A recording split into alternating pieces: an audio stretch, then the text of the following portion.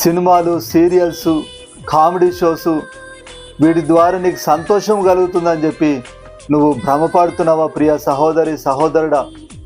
వాటి ద్వారా ఎలాంటి నష్టం జరుగుతుందని నీకు అర్థమవుతుందా? అవి నీకు క్షణితమైన ఆనందాన్ని చూపించి శాశ్వతమైన ఆనందానికి నిన్ను దూరం చేస్తున్నాయి, దేవునికి నిన్ను దూరం చేస్తున్నాయి.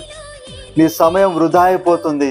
కాబట్టి ప్రియ సహోదరి, సహోదరుడా, నీ కళ్ళు తెరుచుకొని ఈ దినం నుండి అవన్నీ కూడా నువ్వు మానేసి దేవునితో సహవాసం చేయడం మొదలుపెట్టు.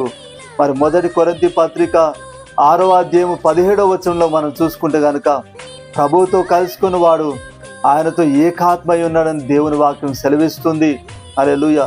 నువ్వు దేవునితో ప్రతిరోజు మరి సమయమును వృధా చేసుకోకుండా దేవునితో నువ్వు సహవాసం చేయడం ద్వారా మరి దేవునితో నువ్వు ఏకాత్మ అవుతావు. దేవుని యొక్క శక్తిని నువ్వు